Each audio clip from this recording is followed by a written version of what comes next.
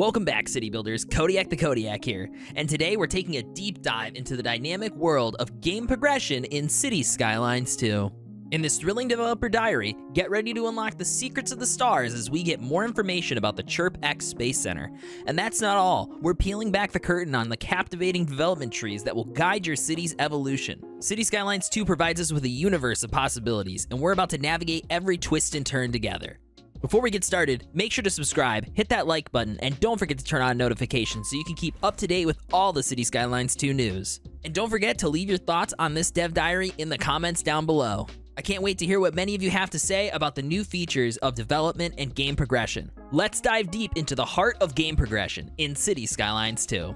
Okay, before we get started, I want to let you guys know I have tried to record this video about 5 times, and I hope it'll become clear why that happened as I explain this. So I have something terrible happen to me on Saturday. On Saturday, I woke up, I turned my computer on, and my Windows file was corrupted. Like something was missing from Windows. It refused to boot. I could not troubleshoot it. Nothing worked. So I basically just had to reinstall Windows. Thankfully, it saved a lot of my stuff, almost all my data, all my files saved, except for applications. Applications like City Skylines, for example. I lost all my cities, which is absolutely terrible. I also lost a lot of my save data, so like my OBS actual like profiles and layouts and stuff like that, all gone. So yeah, the first off, Let's Build series dead. It's done. I lost the files. They deleted them when it reinstalled Windows, which is heartbreaking.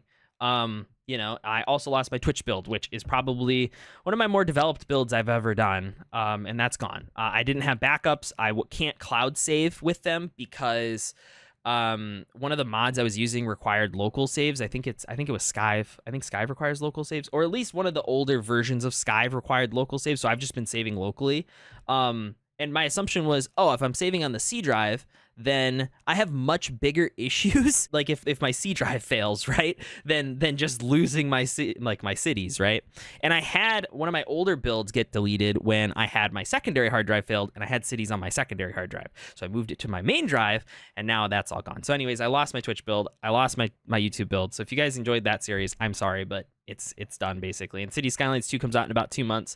I just don't have it in me to start anything new. So that series is done and dead, and I have been trying to get OBS set up to the way I had it, and every single time I start recording, I feel like, oh man, I did this wrong. Oh man, I have this audio source selected and you guys can hear that, or so hopefully I have everything solved, situated now. Hopefully we're all good, and we can start recording, because the first thing we're going to talk about is not even the dev diary. We're going to talk about Cities in the Sky, which is actually occurring at Gamescom on Wednesday.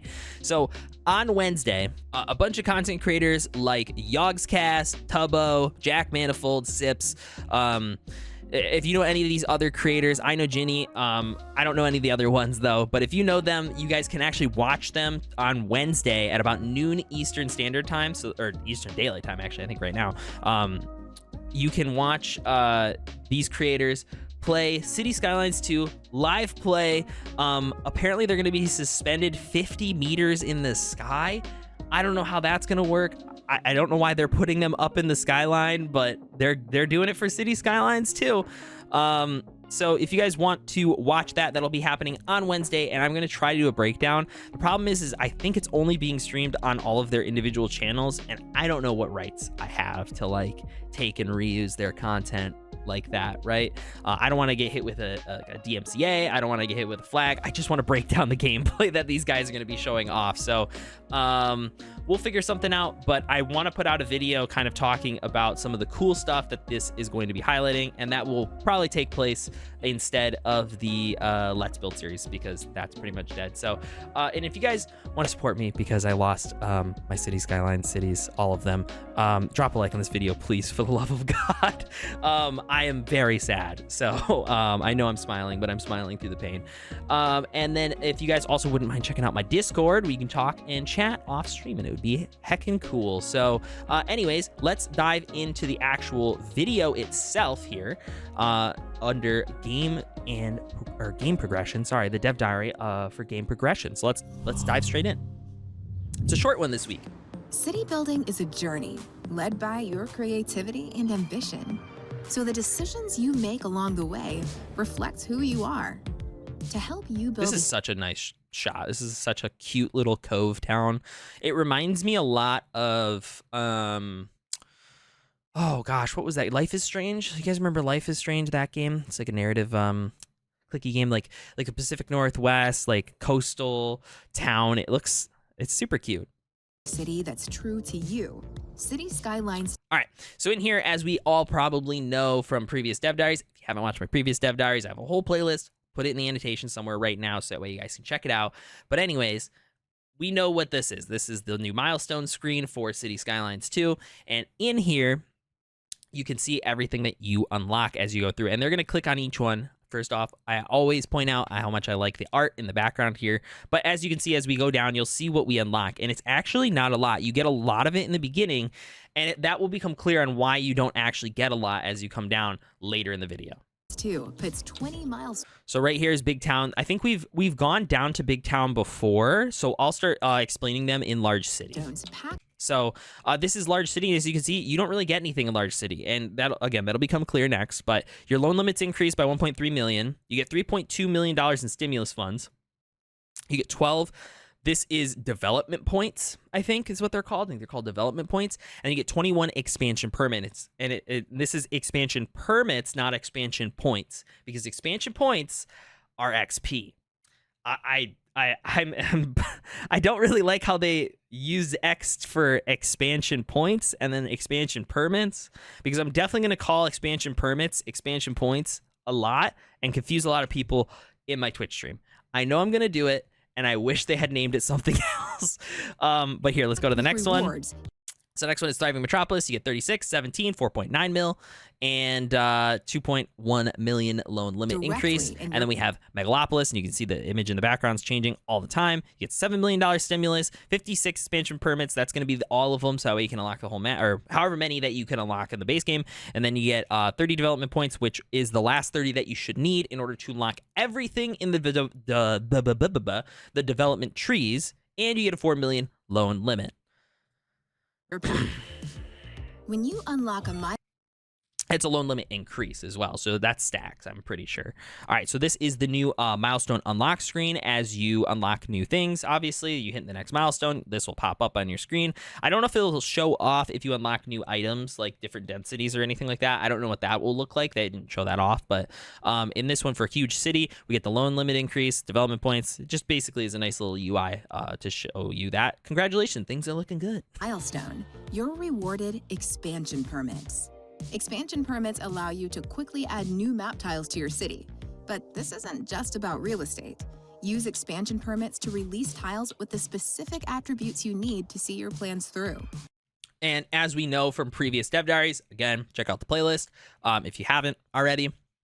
This is just how you buy the new tiles in the game. Tells you all the information. As you click on them, you can buy multiple in a row. This is 5 out of 15. Tells you how much it costs. Yada, yada, yada. Milestones also reward you with development points. You need development points to add city services, the bedrock of a functioning metropolis.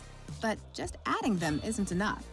The needs of citizens. Okay, so here we have our actual development trees. I don't know if they're calling them development trees. It says in the written portion of the diary when we get into that, which is actually really short this week. So if you guys don't normally stick around for the written portion, stick around. It's not that long.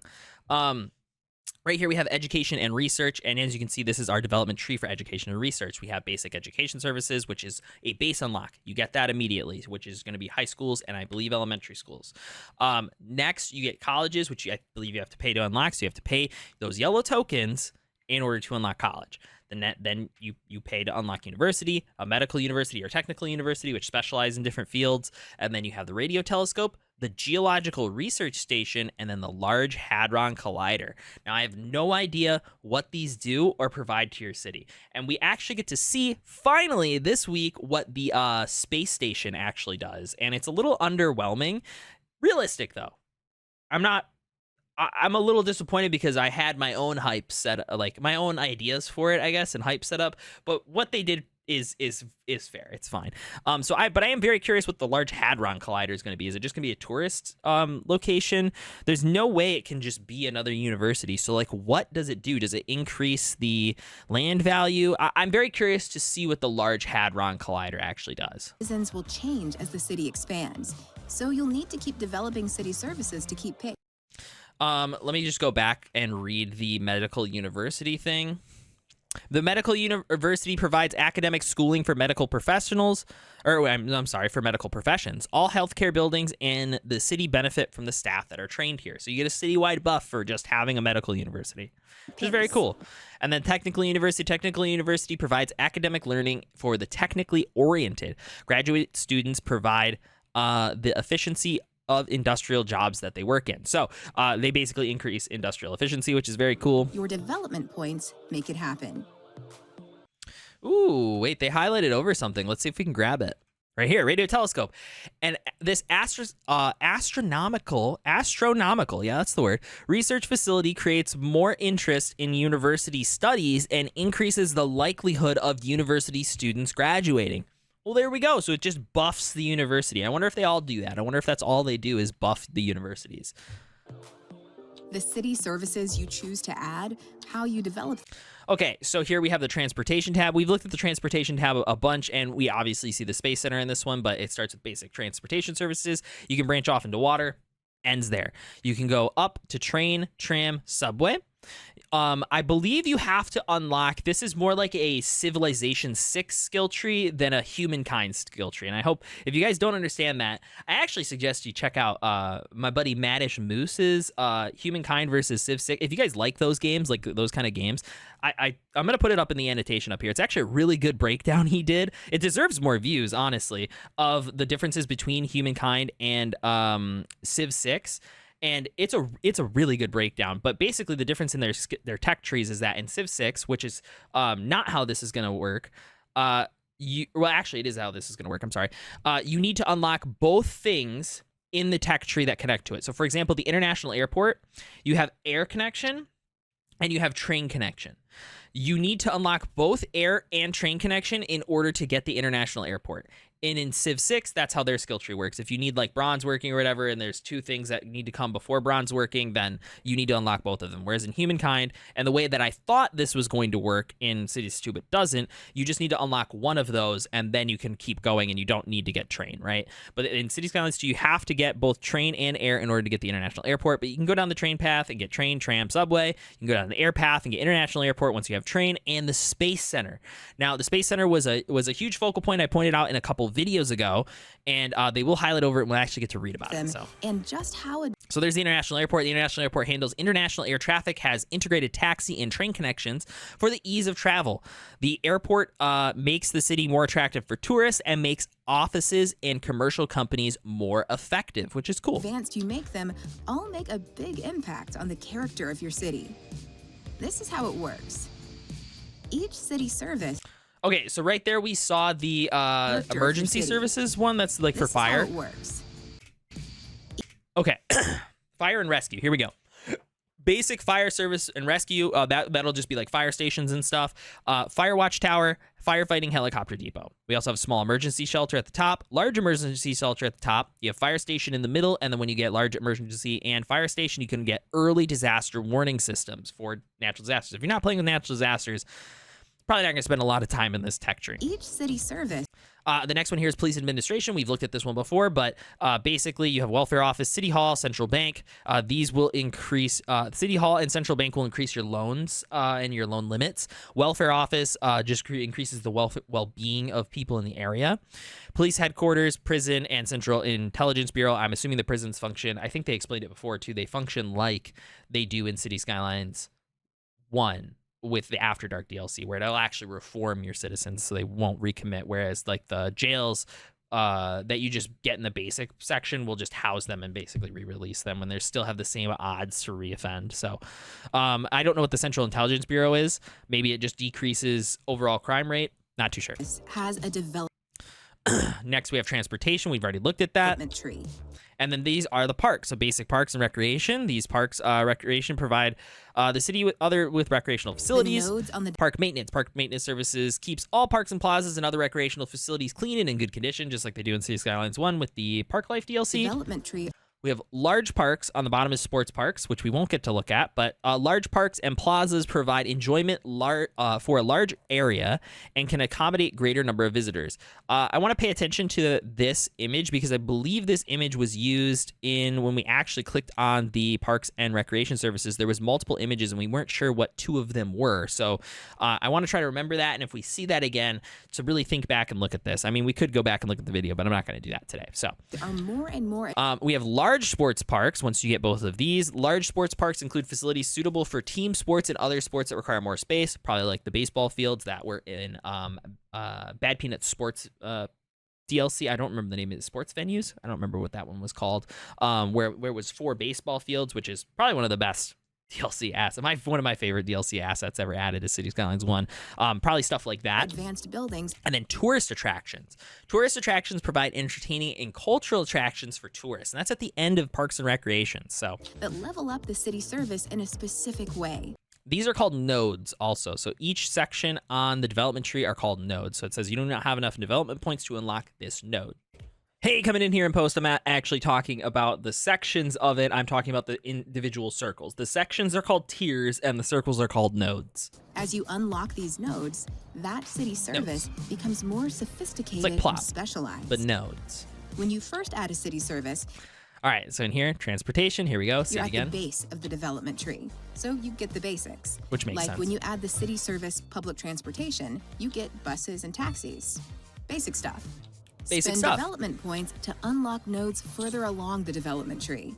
In this case, you might invest in trains to move more people more efficiently. Or you might go in a totally new direction by taking to the skies. It's all up to you.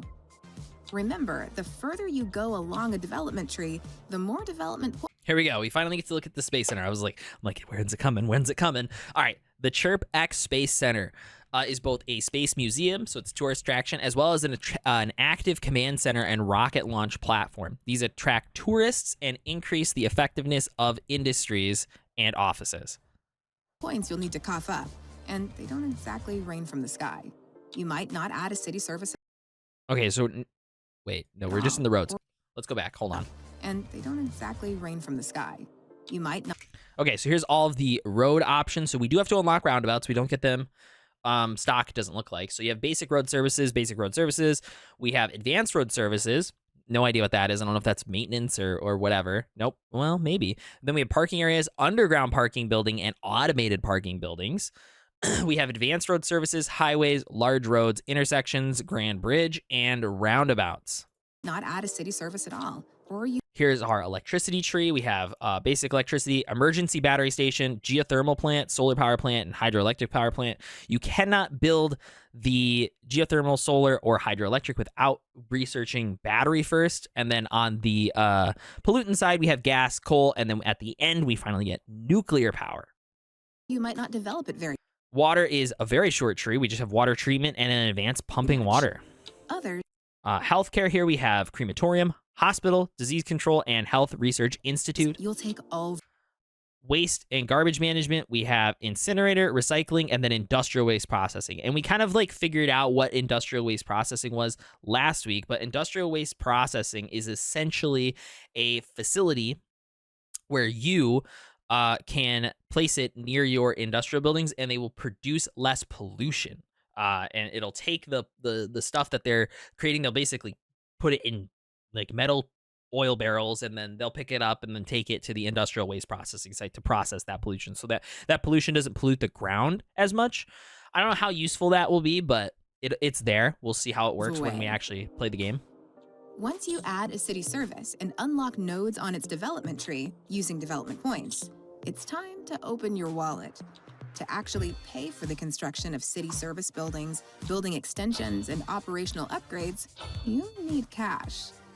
Don't worry, you can cover it with the monetary rewards you get when you unlock each milestone. By now, you're probably asking, how do I unlock milestones? It's Maybe. all about expansion points. Which I think is I don't know, man. Just call it experience points. I don't know. I'm going to call the expansion permits expansion points so many times. I don't know why I'm like nitpicking this, but it bothers me so much. Or XP. You'll rack up XP passively and actively. Passive XP are awarded up to 16 times during each in-game day. Which is crazy. So 16 times each in-game day. So each in-game day-night cycle? I'm assuming that they mean day-night cycle, not like the actual date, right? Because the actual date is different than the day-night cycle. So I'm assuming it means each day-night cycle. We get 16 different like boosts of about what in this video they show off getting like roughly around 100 every single time. So that's pretty good. They're awarded as your city's population and the happiness level.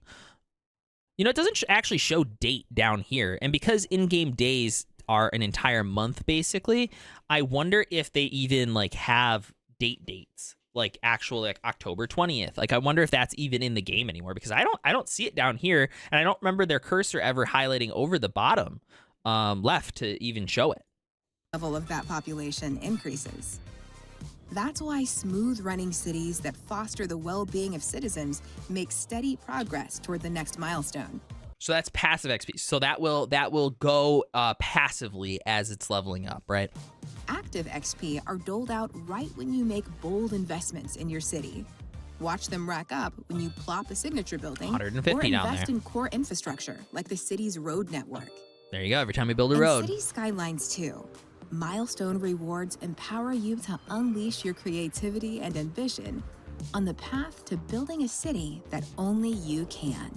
So there's a little bit of information there in the progression dev diary. This one wasn't this video was short. We're gonna go into the written portion now, but this video, albeit short, we did get some good gems out of it.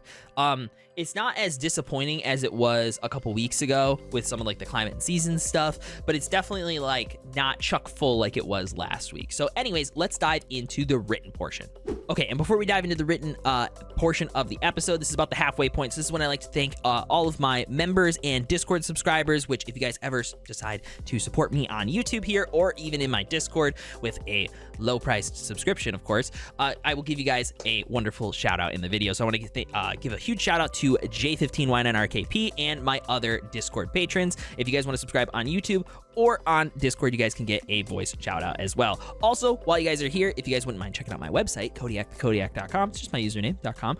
You guys can check out some of my merch that I have. All of my YouTube videos are on there and my TikToks. Right here is my Camp Kodiak collection, which I've had on here for a really long time. And this past week, the waffle and pancake mix brand, which I don't know if they have it in Europe, but they have it a lot here in the United States, decided to also start an ad campaign called Camp Kodiak. Obviously, they spelled theirs with a K. So I'm a little bitter.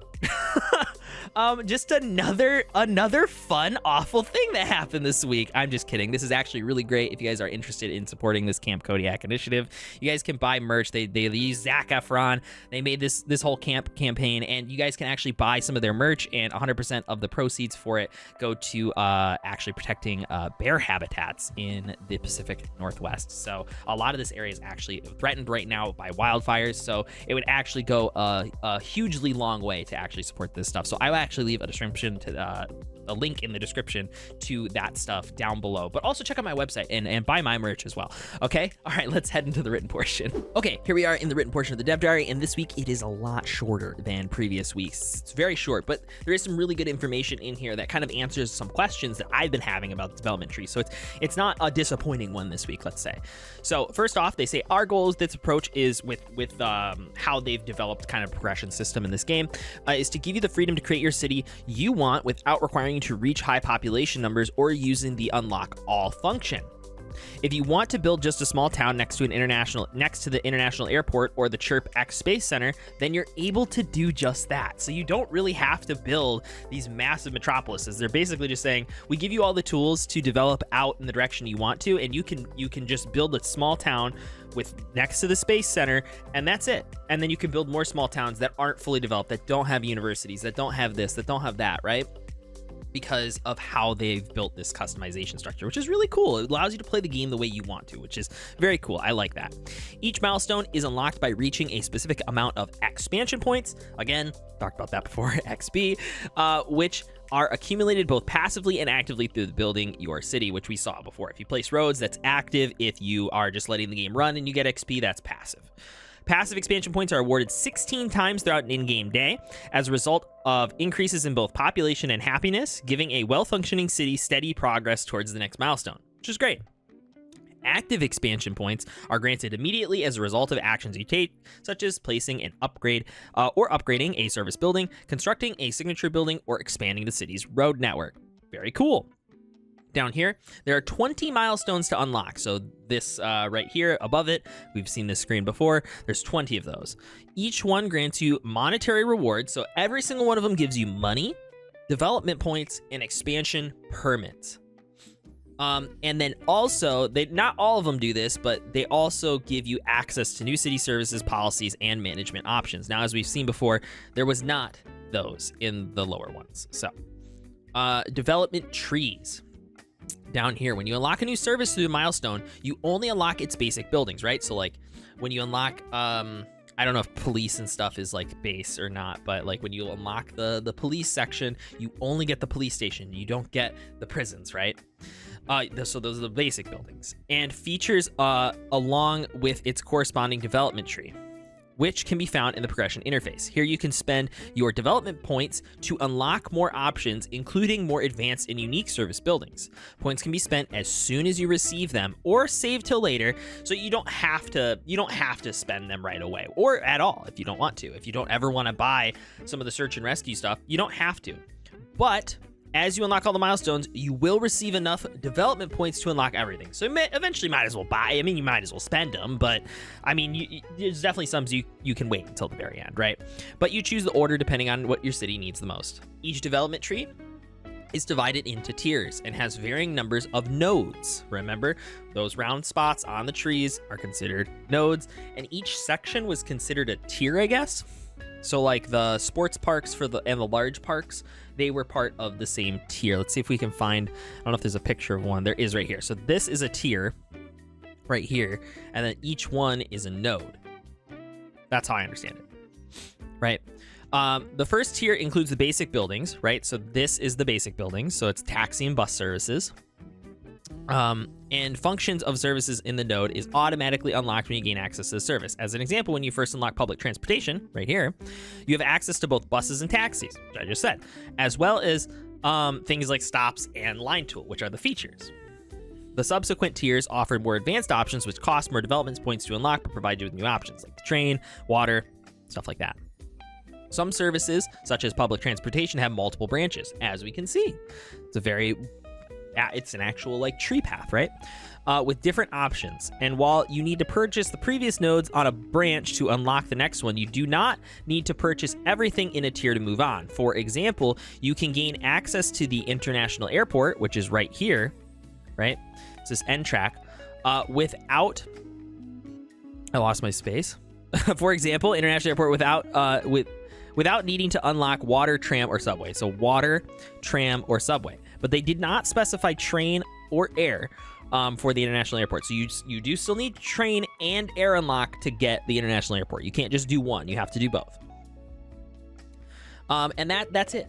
That was it. I mean, the written portion was so small this week. I think they knocked it out of the park with the video. It wasn't a lot to cover. And then next week, we will focus on citizens of your city with the citizen simulation and life path. So again, thank you guys for watching. I appreciate it. If you really, I would really ask if you guys would drop a like and leave a nice comment down in the comments down below, because I feel pretty good about my cities. I'm going to be very honest with you guys. So it sucks a lot.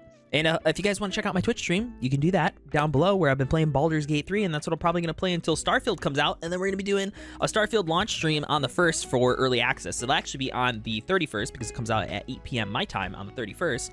And then on the 1st, we're going to be doing a 24-hour stream of Starfield with like sub and dono incentives to help increase the time on it to get up to 24 hours. So if you guys want to participate or hang out in that, you guys can do that on the 1st of September. So thank you guys for watching. I appreciate it, and I will catch you guys on Thursday for the next dev insight on this same topic, and we'll see if we get any more cool new information. Anyways, deuces.